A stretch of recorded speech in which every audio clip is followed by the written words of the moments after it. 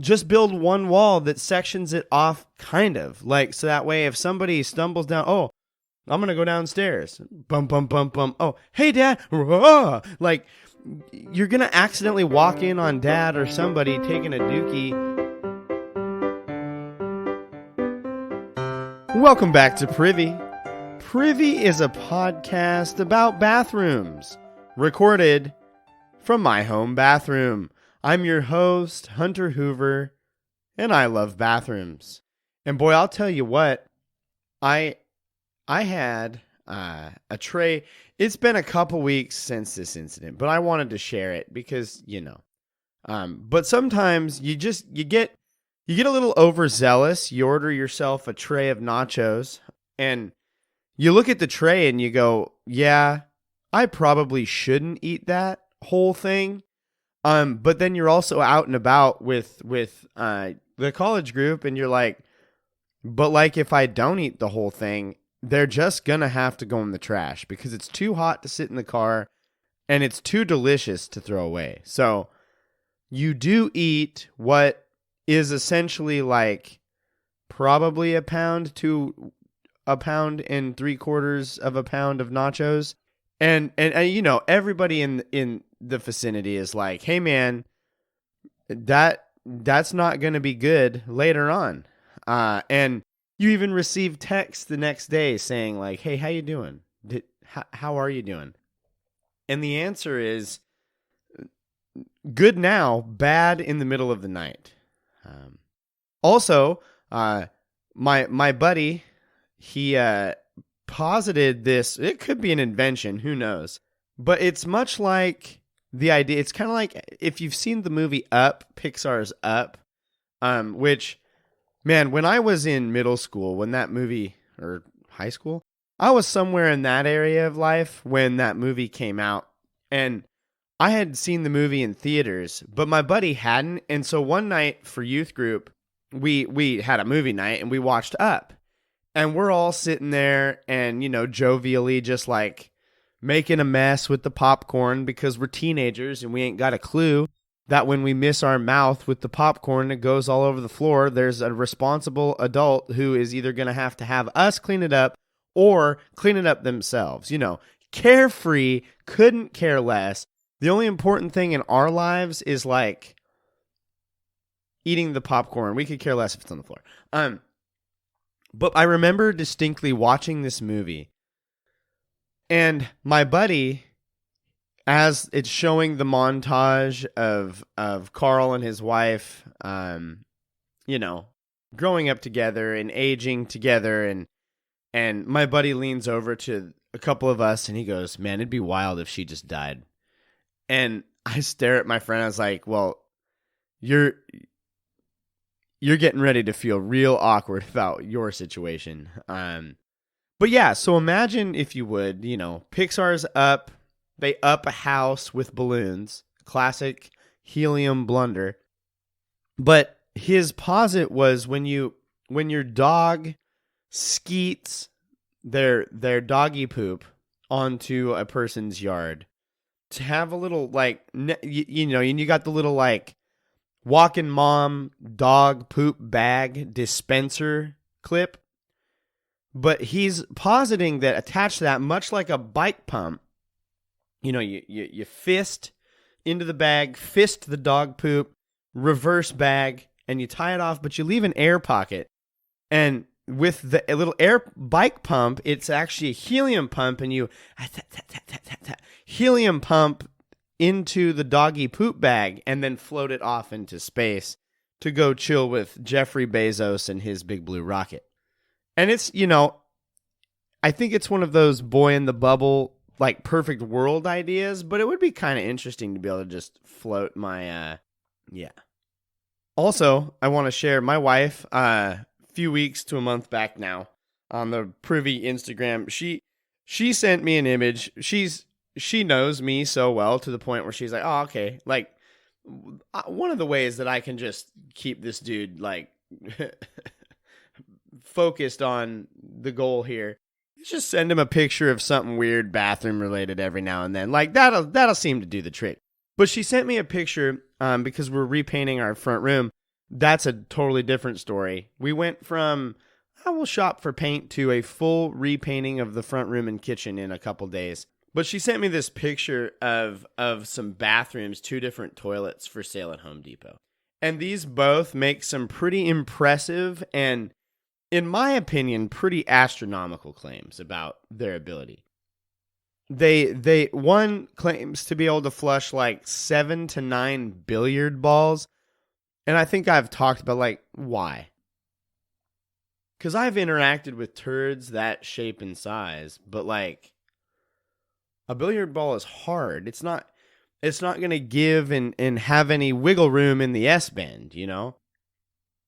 And these toilets, I love it when you go into the toilet section at a hardware store or a home improvement store, because they always look so weird. They're just like lined up in a row, and it reminds me of a few months ago I stumbled into a showcase bathroom in the Portland Mall in Portland, Oregon, here in Oregon. And Jacuzzi was showing off their wares, and they had these like set up bathrooms that you could walk up to and just kind of like pretend. And yeah, you know, you stand in the shower. In that same mall, I had a dude that was so cooked on weed he offered to like polish my shoes. But I was wearing like probably the most grungy white, like canvas shoes. And I'm like, you're not going to polish this. This is a wash job. And I told him no thanks. And then he seemed like kind of mad that I had turned down his offer. But it's like, and then he's like, well, he asked me why. And I said, oh, I like my shoes dirty. To which he just could not fathom a person would opt for dirty shoes. But whatever. But yeah, these toilets always look weird lined up in a row. But there's another situation, and this is a phenomenon, and this is what we're going to be talking about today on the show. And it's another situation in which a toilet looks weird. And this is a very specific arrangement of a toilet that happens more than you might think. Imagine that you're at your buddy's house, and they're giving you a tour of the home. They show you the bedrooms. Here's my bedroom.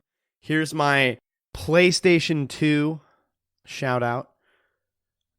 Oh yeah, just put in new cupboards. Got a new sofa. It's pretty great. Mom won't let me wear my shoes while I sit on it. But Dad talked her out of the sofa covers. You know, those plastic, pretty much garbage sacks that fit over a whole sofa. Yeah. Here's the bedrooms. You know what happens in here. Sleeping. And then, of course, here's the bathroom. You know, here's the guest bathroom.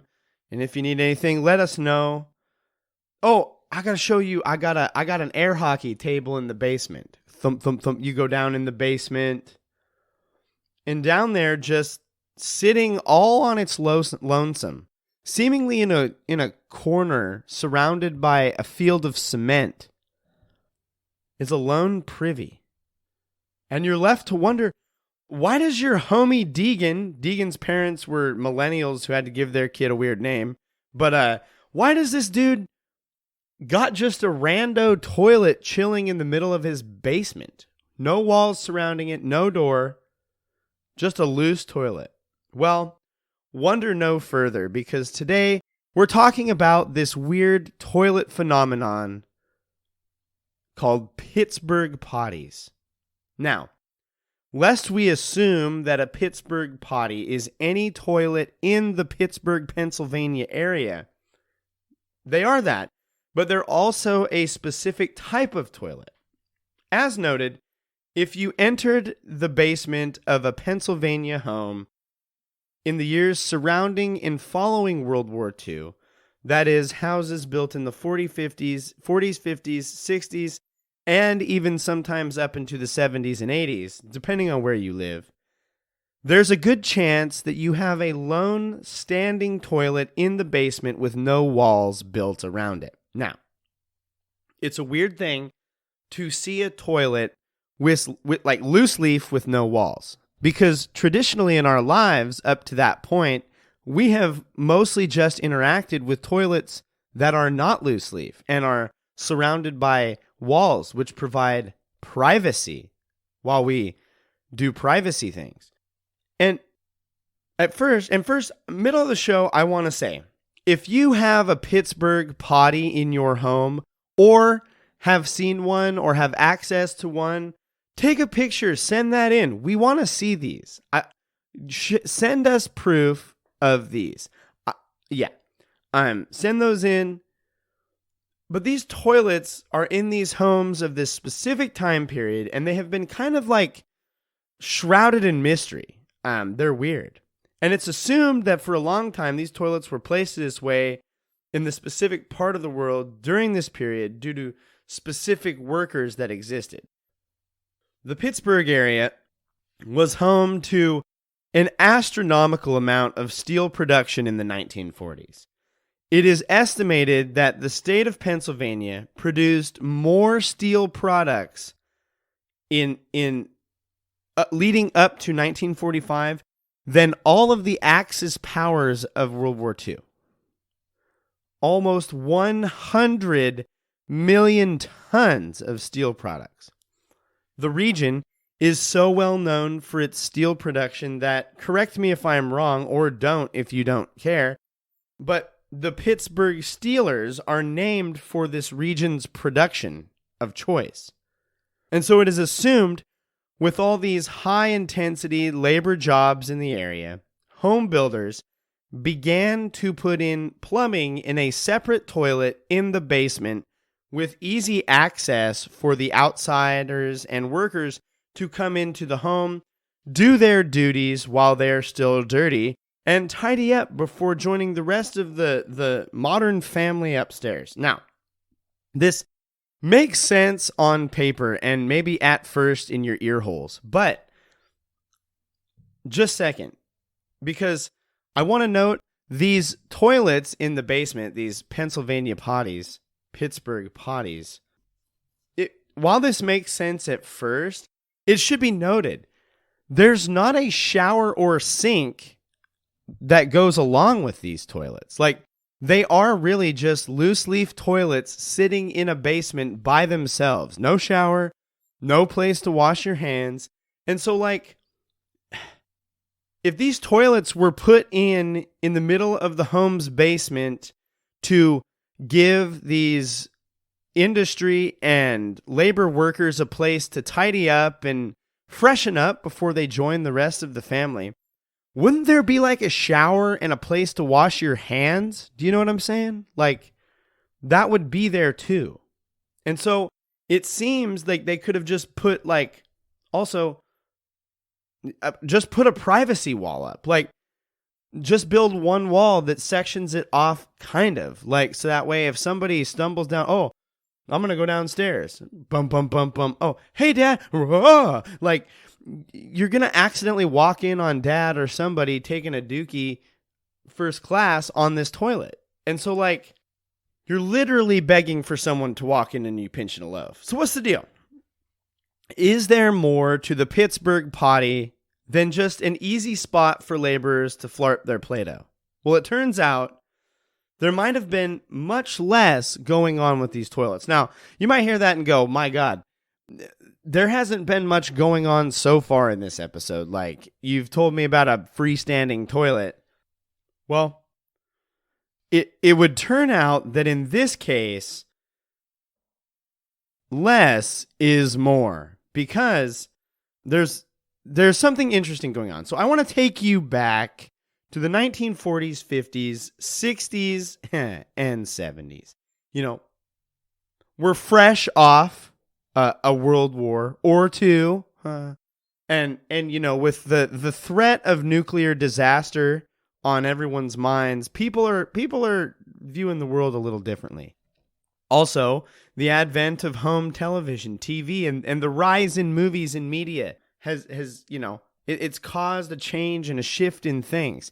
That your hair is wild, your bell-bottom jeans are all the fad and the rage. When you walk into your home, what's that wallpaper? My goodness, what wallpaper and carpet.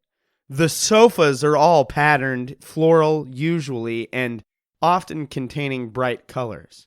There's specific choices being made to the interior of houses. But when you go into the basement, things are like pretty much left unfinished. And often the basements in these homes are just concrete floors with little to no drywall or any sort of like amenities done. It's like a concrete hole. So like, what's going on here? Because surely a part of the world, Pittsburg, Pennsylvania, known for the production of building materials, could have figured out how to finish a basement. Do you know what I'm saying? Like nowadays you walk into a basement and sometimes these things are like decked out. This is like this is where the man cave's at. This is where the game zone is.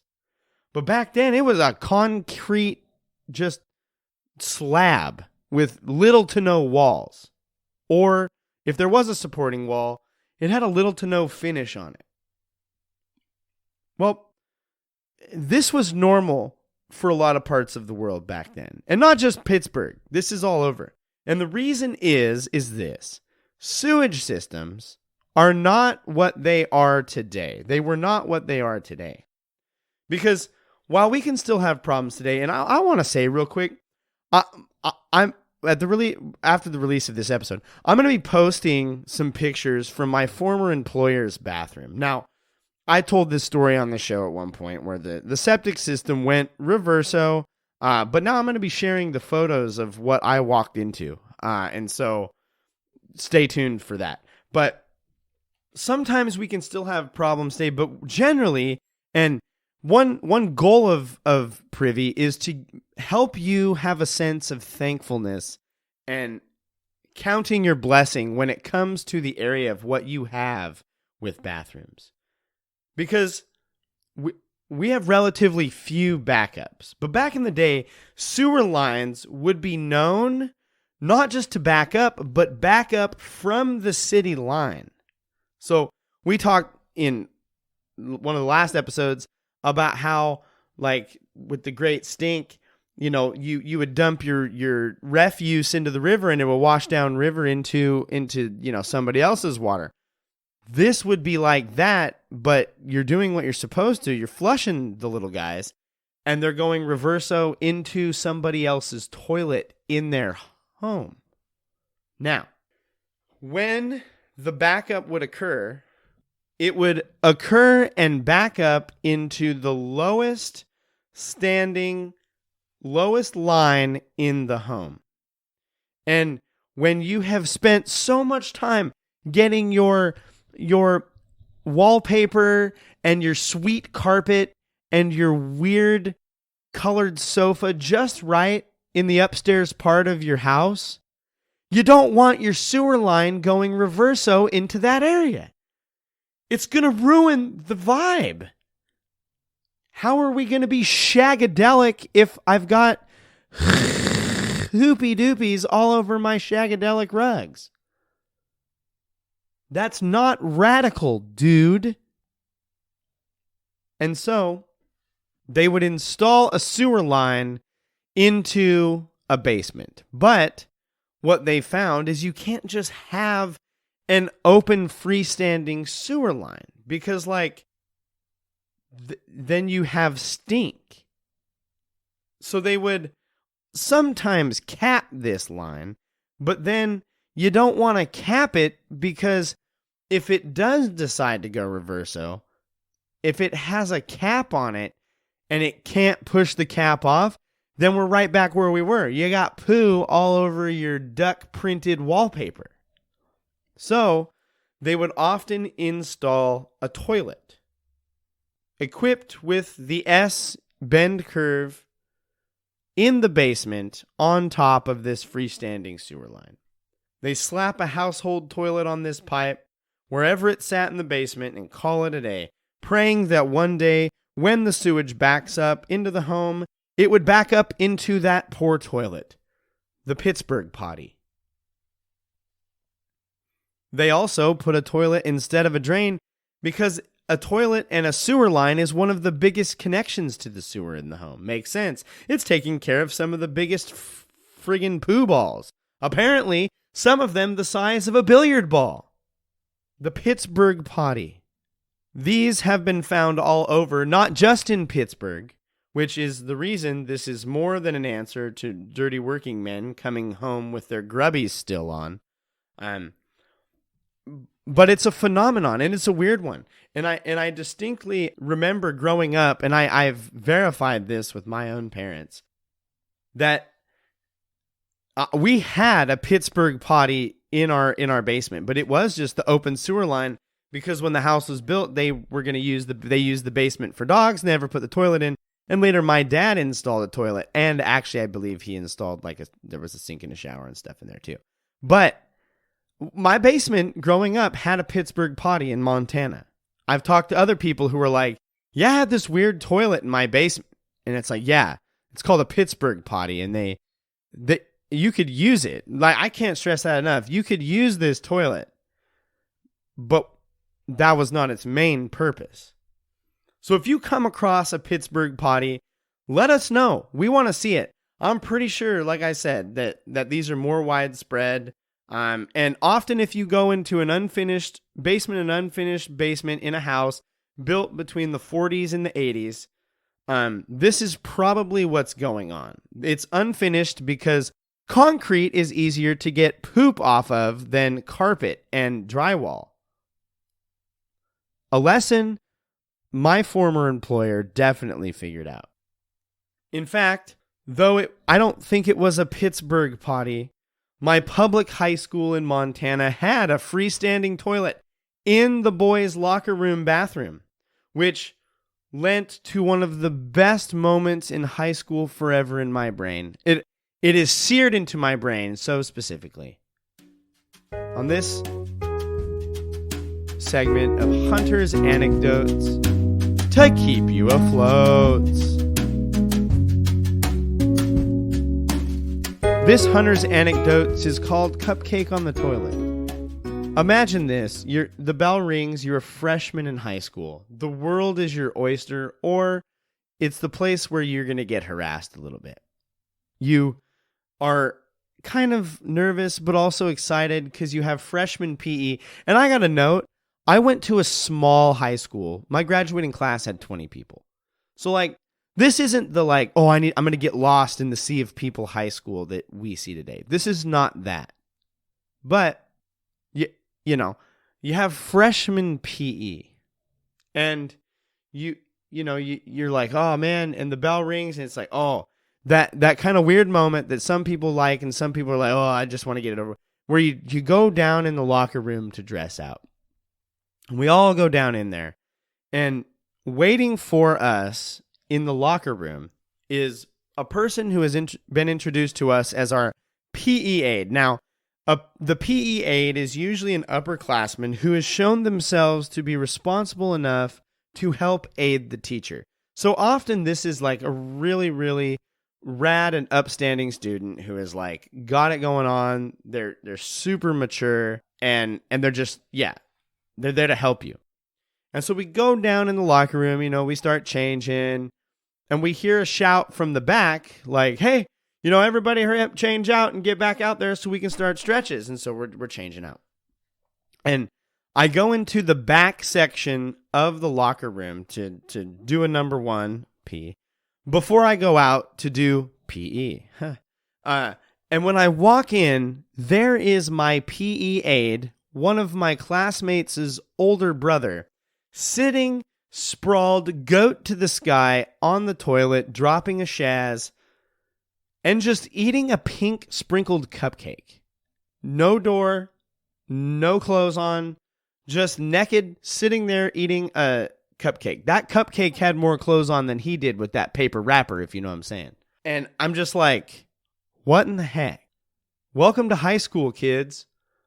The time that my PE aide ate an open-faced cupcake with his bare self, and he could care less. I go out and I told my buddy David, his older brother, and I was like, dude, your brother's in there just sitting on the toilet eating a cupcake.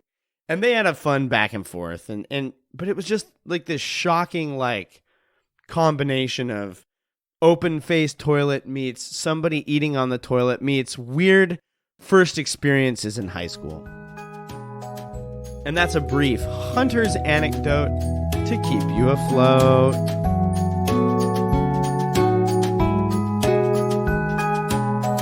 And that brings us to the end of another episode of Privy. Thank you so much for being here. As always, we'd love for you to follow us on social media. We're at Privycast. You can follow me, Hunter, at Owlet7. I'm getting up to some Pokemon Go and some other... Yeah, I'm doing all sorts of nonsense over there. You can send us an email, privycast@gmail.com. We'd love to hear from you. Leave us an email. Tell us hi, say what's up. Give us an episode suggestion. If you're like, oh man, I want to hear Hunter talk about this. Like, it could even just be to get me to research and talk about something that is awkward and weird. Go for it. I dare you. We would love for you to leave a rating on the show and a review. The 5-star options are preferred, and that just helps people find the show. When this episode comes out, it's going to be National Podcasting Month, and so not just this show, but all the shows you listen to. This is a great month to go show us here and other shows some love and leave some rating and reviews. It helps people be more likely to find those shows themselves. So again, and if you write us a review on Apple Podcasts, we will read that here. And again, that might be another opportunity for you to get me to read something specific on this show. As always, we want to thank Kevin MacLeod for the use of Barroom Ballet as our intro and outro music. You can find Kevin's music at incompetech.com, and his music is licensed under Creative Commons License Attribution 4.0. Thanks, Kevin. We also want to thank Poddington Bear for the use of all the colors in the world as the Hunter's Anecdotes intro and outro music. You can find Poddington's music at poddingtonbear.com. Thanks, Poddington. This has been another episode of Privy. Thank you so much for joining us. And now, as always, don't forget to flush.